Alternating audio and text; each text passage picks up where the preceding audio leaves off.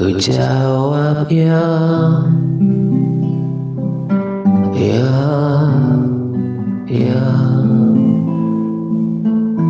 Ku jawab ya,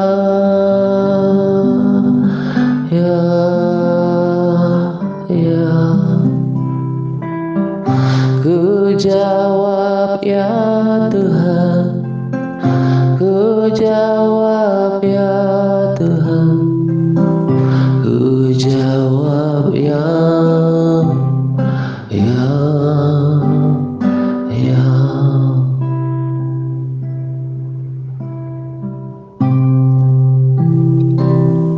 Ku jawab ya, ya, ya. Ku jawab ya, ya, ya. Ku jawab ya Tuhan, ku jawab ya Tuhan, ku jawab ya, ya, ya.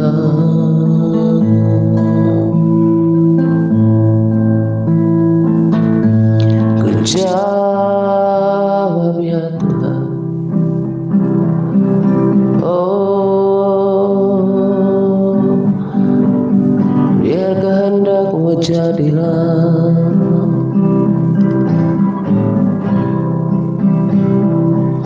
biar rencanamu tergenapilah di dalam hidupku.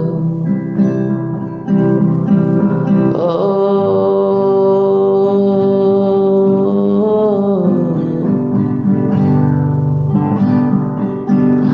ku jawab ya, ya, ya. Ku jawab ya,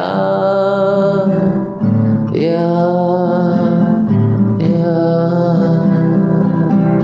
Ku jawab ya Tuhan, ku jawab ya Tuhan, ku jawab ya,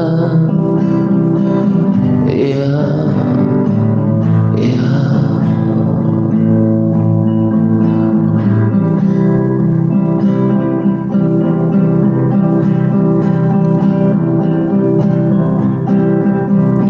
Ini aku percaya,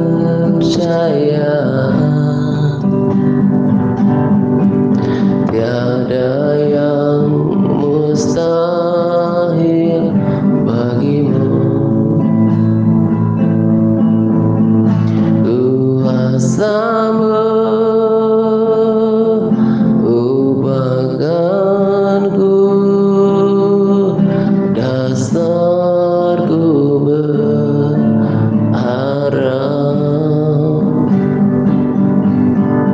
Ini aku berserah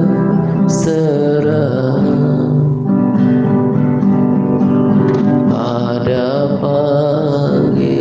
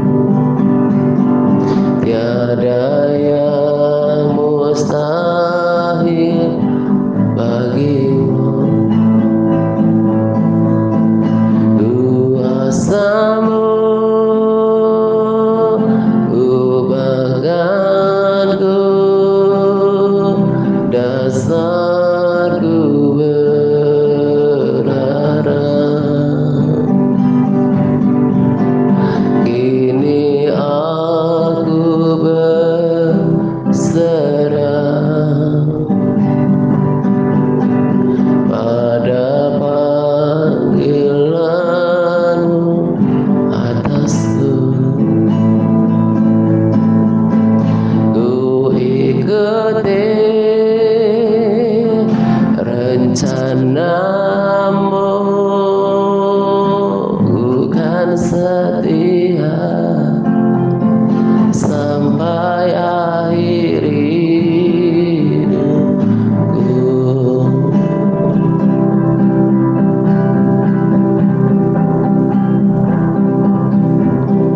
Bukan setia sampai akhir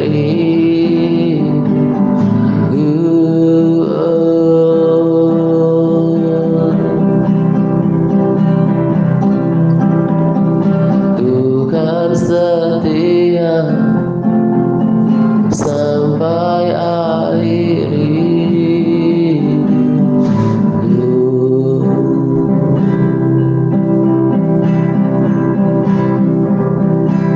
Selama ku masih bernafas,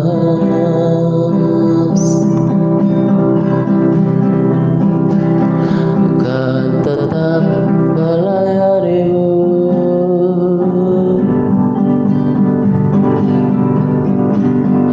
Mau selalu menyembah, mau selalu memujimu di setiap jalanku.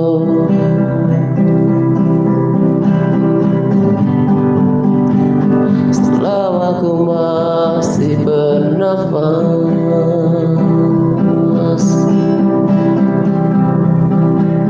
bukan tetap melayanimu.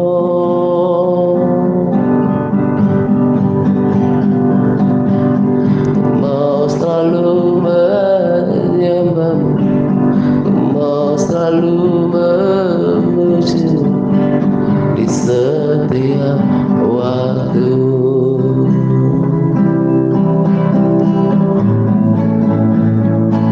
Selama ku masih bernafas,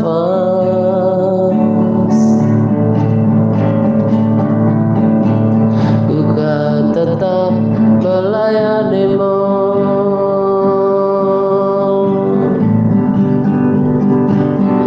Mau selalu menyembahmu, mau selalu memujimu di setiap waktu.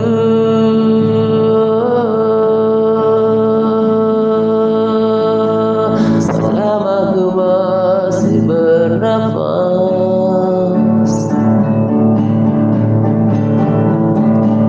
ku kan tetap melayanimu.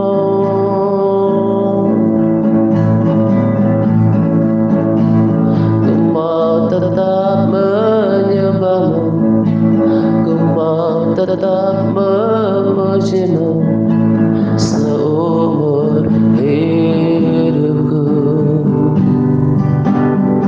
Tuhanku,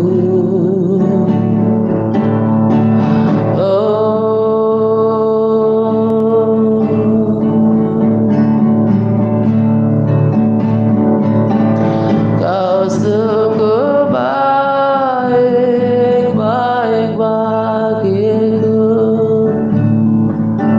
Kasih-Mu nyata dalam hidup. Ku mau setia sepanjang umur hidupku.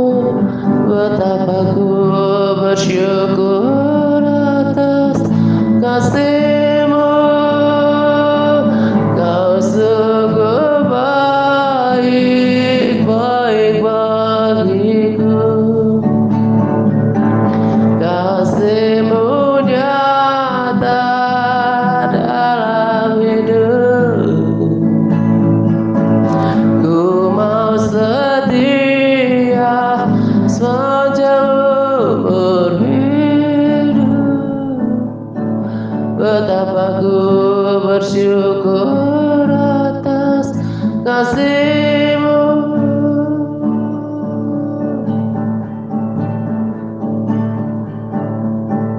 Betapa ku bersyukur atas kasih-Mu. Betapa ku bersyukur atas kasih-Mu.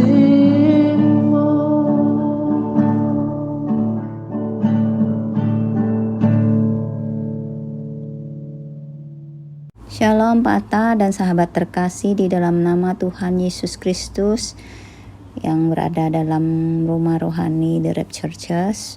Terima kasih Pak Atta dan sahabat semuanya untuk kesempatan buat saya yang kali ini sesuai tuntunan dari hambanya Pak Atta agar kita bisa saling memotivasi dan menguatkan untuk berbagi rema ya. Dan saya mencoba untuk membagikan rema sederhana ini yang saya beri judul dengan nasib orang-orang yang berdali. Firman Tuhan saya ambil dari Lukas pasal 14 ayat 16 sampai 20. Saya bacakan ya. Lukas pasal 14 ayat 16. Tetapi Yesus berkata kepadanya, ada seorang mengadakan perjamuan besar dan ia mengundang banyak orang. Ayat 17. Menjelang perjamuan itu dimulai, ia menyuruh hambanya mengatakan kepada para undangan, marilah sebab segala sesuatu sudah siap. Ayat 18, tetapi mereka bersama-sama meminta maaf. Yang pertama berkata, kepadanya, aku telah membeli ladang dan harus pergi melihatnya. Aku minta dimaafkan. Yang lain berkata, aku telah membeli 5 pasang lembu. Ayat 19 ya. Aku telah membeli 5 pasang lembu di kebiri dan aku harus pergi mencobanya. Aku minta dimaafkan. Ayat 20, yang lain lagi berkata, aku baru kawin dan karena itu aku tidak dapat datang. Ya, di sini Tuhan Yesus langsung memberi perumpamaan ya kepada orang-orang di situ. Yang kita tahu perumpamaan ini adalah tentang mengundang orang ke pesta kerajaan anak domba ya. Pesta anak domba ya. Sama seperti orang-orang yang telah menyiapkan pesta, demikian juga Bapa di surga sekarang ini telah menyiapkan keselamatan bagi kita, yaitu pesta anak domba. Tuhan telah mengirim hamba-hambanya untuk mengundang umatnya datang ke perjamuan tersebut ya. Orang-orang yang sudah diundang Tuhan ini sudah diberi undangan jauh-jauh hari sebelumnya agar mereka mempersiapkan diri untuk datang ke undangan pesta tersebut, yaitu mempersiapkan segala sesuatu yang bisa layak untuk memasuki perjamuan tersebut ya, yaitu mempersiapkan seperti diantaranya mempersiapkan pakaian. Pakaian ini melambangkan apa? Pakaian ini adalah melambangkan bagaimana kita harus mempersiapkan diri kita ya, kehidupan kita, yaitu segala sesuatu yang ada pada diri kita, yaitu itu adalah pakaian kita ya, yaitu karakter lah, tingkah langkah ya, perkataan, semuanya itu dimasukkan dalam pakaian, cara kita berpakaian. Apa yang kita kenakan dalam tubuh kita, dalam diri kita, itu adalah pakaian kita. Untuk masuk ke pesta tersebut ya, bukan serta-merta sekali diundang langsung akan pergi ke pesta tersebut, tetapi Tuhan memberikan waktu dan kesempatan untuk berbenah, untuk mempersiapkan segala sesuatu agar layak masuk ke dalam perjamuan tersebut. Seperti dalam ayat di atas tadi mengatakan, satu persatu dari mereka menolak undangan itu. Seolah-olah mereka punya alasan sendiri yang mereka anggap juga sangat penting dan harus menolak undangan itu ya. Itulah alasan-alasan bagi orang dunia yang berdali dan menganggap remeh atau tidak mengindahkan panggilan Tuhan ini ya. Begitu juga banyak orang yang berdali macam-macam menolak Injil Tuhan. Alasannya utamanya adalah mereka tidak mengerti, tidak paham, dan yang lebih lagi tidak menghargai keselamatan, tidak menghargai Tuhan itu sendiri. Kita tidak usah melihat jauh-jauh contoh dari orang-orang Kristen yang tidak menghargai keselamatan tersebut, yang banyak berdalih di sekitar kita, bahkan di dalam anggota keluarga kita juga ada banyak dari mereka yang berdalih tidak ada waktu untuk mencari Tuhan lah, sibuk bekerja lah, tidak ada waktu untuk bersekutu dengan Tuhan lah, macam-macam alasannya ya. Dalam hati orang-orang yang sudah mengerti akan kebenaran akan bertanya, apakah alasan-alasan ini lebih penting dibandingkan dengan memasuki kerajaan surga? Apakah lebih dan untuk memasuki kerajaan surga, mencicipi perjamuan pesta di surga, dan apakah lebih penting alasan-alasan yang mereka utarakan itu daripada menerima berkat-berkat kekal? Hal-hal yang dianggap baik itu oleh pandangan mereka yang berdalih di atas akan menghalangi mereka untuk menerima yang terbaik. Pekerjaan ladang, lembu, memperhatikan istri atau suami bukanlah hal yang tidak baik, bukan hal yang berdosa ya, itu juga baik tetap buat mereka untuk kehidupan mereka ya, saling memperhatikan. Tetapi mereka telah memprioritaskan hal yang salah. Apapun yang kita miliki di dunia ini seperti keluarga lah, saudara lah, dan segala macam pekerjaan bisnis kita semuanya, janganlah itu menjadi penghalang buat kita untuk mengejar keselamatan.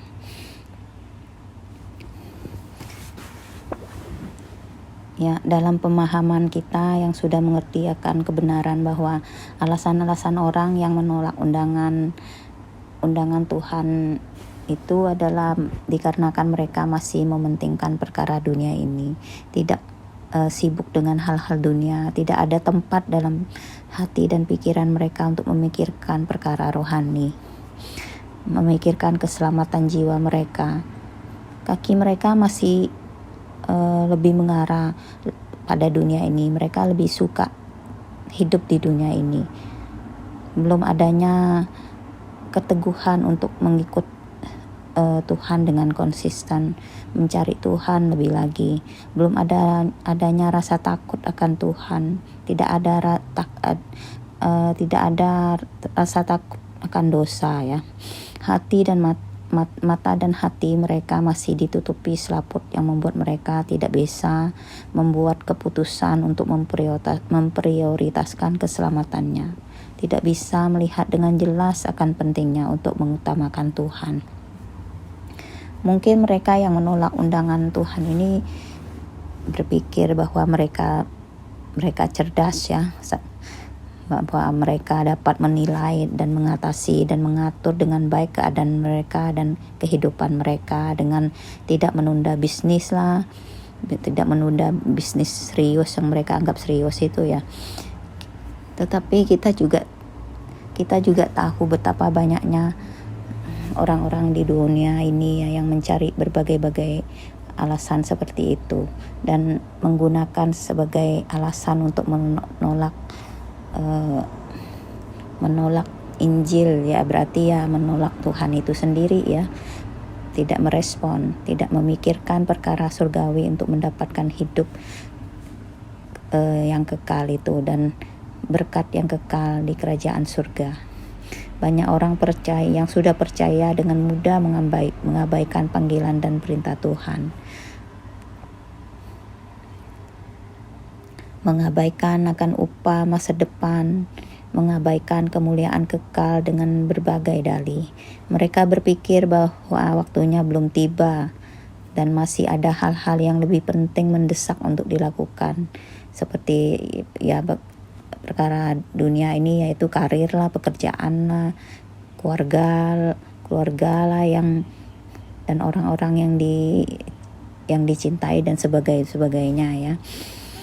Mereka selalu berpikir untuk mengutamakan hal-hal duniawi ini. Mereka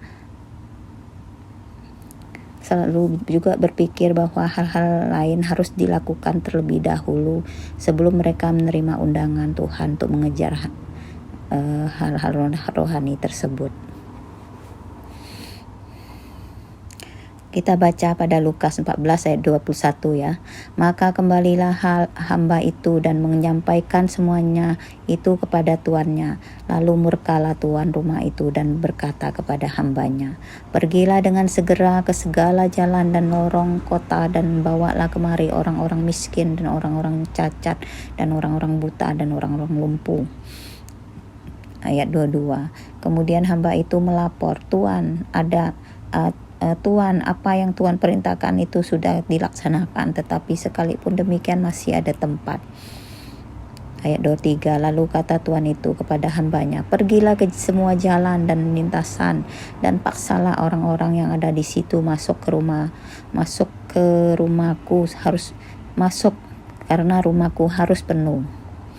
Ya, undangan Tuhan yang tidak diindahkan itu, yang telah mengundang mereka itu dan tidak akan diulang-ulang lagi ya. Nantinya Tuhan akan mengundang orang lain yang tadinya tidak diundang, misalnya ya orang yang mungkin menganut agama lain ya, menurut gambaran dalam Alkitab itu orang-orang non-Yahudi ya. Dalam Roma 11 ayat 21 mengatakan, sebab kalau Allah tidak menyayangkan cabang-cabang asli, Ia juga tidak akan menyayangkan kamu. Artinya kalau Tuhan tidak menyayangkan orang-orang Yahudi yang tidak percaya kepada Tuhan, maka Tuhan juga tidak akan menyayangkan kita yang tidak mau percaya. Artinya ya, orang Yahudi itu kan mereka dasarnya sudah mengikut Tuhan, tetapi mereka sendiri tidak mempercayai, apalagi kita yang bukan orang-orang Yahudi, maka Tuhan juga tidak akan menyayangi kita kalau kita tidak merespon dengan akan panggilan Tuhan. Tuhan tidak mau memberi sesuatu kepada orang yang tidak menghargainya ya. Tuhan juga tidak akan membatalkan pestanya. Pesta sudah siap ya, sekarang ini sudah siap. Kesiapan pesta itu tidak tergantung kepada yang diundang, tetapi tergantung kepada yang mengundang ya, yaitu Tuhan itu sendiri yang mengundang ya. Bukan umat-umatnya yang tidak mau merespon, itu bukan tergantung dari mereka. Pesta itu akan terus berjalan, akan terus tiba-tiba waktunya pasti akan ini diadakan maksudnya apa, berjalan ya. Kalau ada yang menolak undangannya, maka Tuhan tidak akan menunggu orang tersebut. Dia akan terus memberikan undangannya kepada orang lain yang mau meresponnya, kepada mereka yang panggilannya diindahkan ya. Di akhir zaman ini jadinya banyak orang-orang Kristen yang sudah suam kuku atau terpuruk atau tidak semangat lagi, yang akhirnya juga meninggalkan Tuhan banyak ya. Jadinya undangan itu tidak sampai kepada undangan Tuhan itu tidak diindahkan oleh mereka akhirnya ya. Begitu juga yang dilakukan Paulus ketika memberitakan Injil tentang Yesus. Kita baca pada Kisah Para Rasul 18 ayat 5 dan 6. Ketika Silas dan Timotius datang dari Makedonia, Paulus dengan sepenuhnya dapat memberitakan firman, di mana ia memberi kesaksian kepada orang-orang Yahudi bahwa Yesus adalah Mesias. Tetapi ketika orang-orang itu memusuhi dia dan menghujat, ia mengebaskan debu dari pakaiannya dan berkata kepada mereka, biarlah darahmu tertumpah ke atas kepalamu sendiri. Aku bersih, tidak bersalah. Mulai dari sekarang aku akan pergi kepada bangsa-bangsa lain. Begitu juga yang dilakukan oleh Paulus ya. Ketika orang-orang tidak mau mendengarkan penginjilannya tentang Yesus dan tidak mengindahkan akan penginjilannya, dia juga tidak akan bersusah-susah payah untuk mengulang-ulang kepada orang tersebut. Dia akan pergi dan mengembaskan kakinya berjalan ke tempat lain lagi untuk mencari bangsa-bangsa yang lain lagi, katanya. Dalam Lukas 14 ayat 24, sebab aku berkata kepadamu, tidak ada seorang pun dari orang-orang yang telah diundang itu akan menikmati jamuanku. Ya, itu hasilnya ya kalau bagi orang-orang yang berdalih ya. Jadi akibatnya daripada orang yang berdalih ini akhirnya nanti mereka akan tahu, akan mengerti ya. Tidak ada yang bisa mencicipi pesta kerajaan surga dan menerima berkat abadi tersebut. Pada saat itu orang-orang akan menyadari bahwa tanah, ternak yang mereka beli, bisnis apalah itu semuanya yang menyangkut dunia perkara dunia ini dan istri-istri yang mereka itu semuanya akan hilang ya, tidak ada gunanya. Dan istri-istri yang mereka nikahi tercerai, kalau mereka masih sampai akhirnya tidak mengindahkan undangan itu akan tercerai-berai. Semua alasan penolakan akan menjadi sumber penyesalan nantinya. Dan semua hal yang tadinya sangat dibutuhkan menjadi penghalang untuk mendapatkan berkat kekal daripada Tuhan ya. Kita bersyukur bisa dikumpulkan dalam komunitas TRC ini di mana kita ditempa untuk terus mau taat total ya, ditempa dan menjaga kekudusan, saling memotivasi untuk mengutamakan Tuhan, mencari Tuhan lebih dahulu setiap harinya sebelum kita melakukan segala sesuatunya, sehingga tambah hari iman kita tambah lebih dewasa lagi ya, dan persekutuan kita dengan Tuhan itu lebih tambah hari tambah membuat kita lebih mempunyai semangat hidup dalam menjalankan hari-hari di dunia ini ya.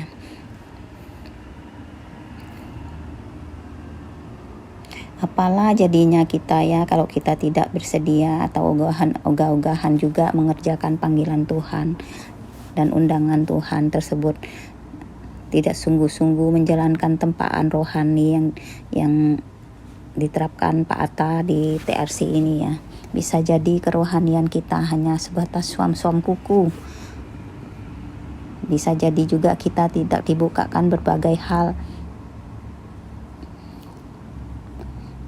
yang menyangkut dunia ini ya, yang menyangkut akan apa yang dikatakan dalam Alkitab.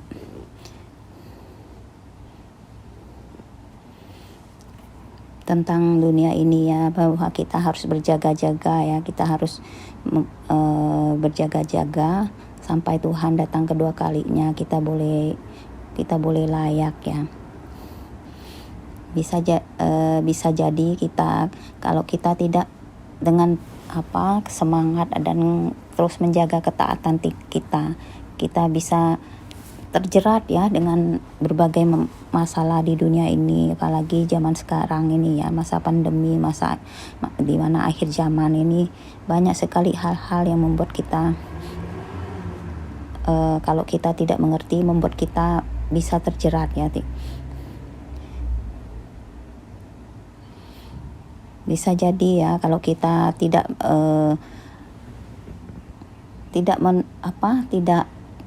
bertekun dalam kerohanian kita melakukan par ini ya, kita tidak akan mempunyai hati yang takut akan Tuhan, menyepelekan perintah Tuhan seperti itu. Kita bisa jadi ya seperti orang-orang yang dalam ayat-ayat di atas yang banyak berdalih mementingkan perkara duniawi. Jadi kita bersyukur bisa percaya dan dibukakan akan pemahaman akan firman Tuhan ya, dan mata rohani kita akan banyak hal yang terjadi pada dunia ini. di akhir zaman ini, sehingga kita boleh berjaga-jaga dan bersiap-siap untuk mempersiapkan iman kita yang murni, yang taat di hadapan Tuhan ya. Tempaan rohani dengan menjalankan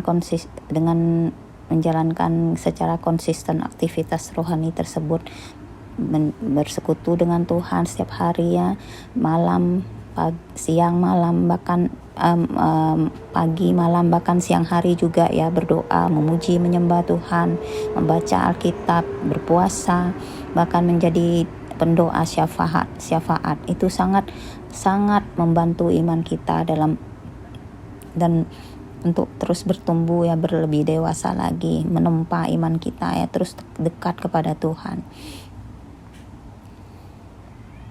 dan akan membawa kita lebih peka lagi akan panggilan dan suara Tuhan ya. Kita setiap hari melalui tempaan rohani ini, kita jadinya lebih peka, tidak berani lagi melakukan hal-hal yang menyakiti hati Tuhan atau mendukakan hati Tuhan, berdosa, perbuatan duniawi ini atau kedagingan kita, semuanya pelan-pelan itu dikikis habis itu ya. Kita mau berjuang untuk terus taat mengikuti Tuhan, dengar perintahnya. Itulah yang diharapkan Tuhan. Dan kita juga mau bersyukur dari hasil tempaan ini dan jerih payah hambanya Pak Atta, kita boleh mempunyai iman yang berbuah ya, yang sudah berbuah, boleh menjadi berkat buat keluarga dan orang sekitar kita. Dan satu hal yang kita perlu ingat untuk berkenan kepada Tuhan, yaitu dengarkan ajaran dan suara Tuhan. Seperti dalam Lukas 10 ayat 42 mengatakan, tetapi hanya satu saja yang perlu. Maria telah memilih bagian yang terbaik yang tidak akan diambil daripadanya.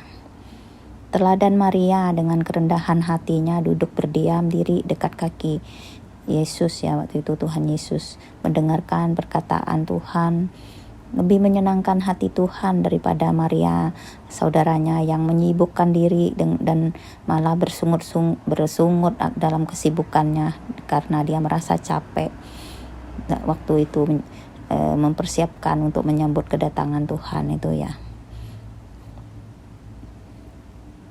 Jadi yang Tuhan pentingkan adalah persekutuan kita, persekutuan pribadi kita dengan Tuhan ya saat ini.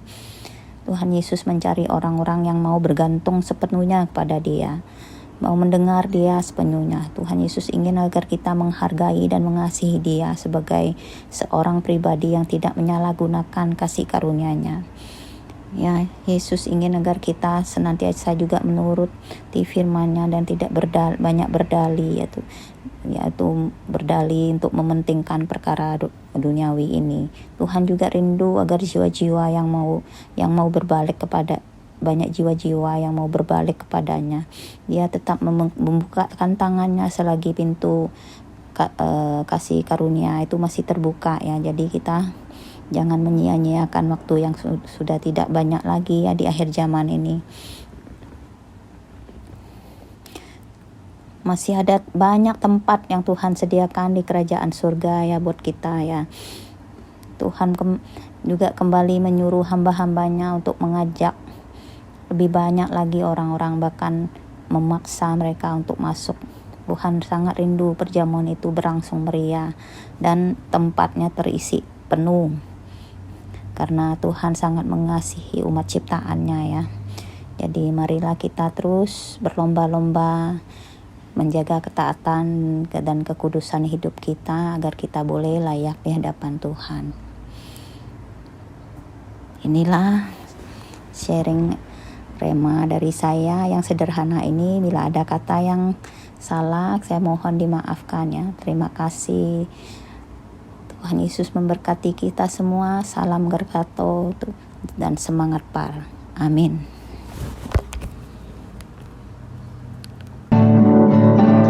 Kau sungguh baik bagiku,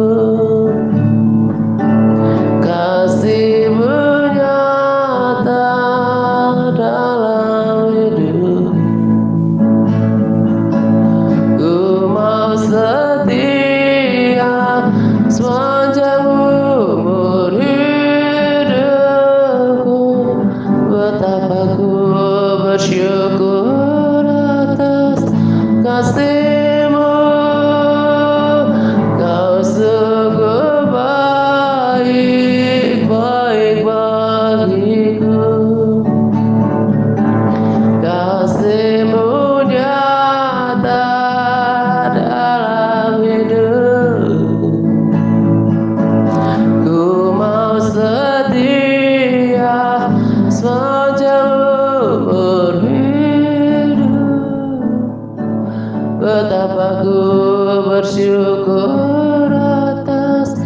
kasih-Mu.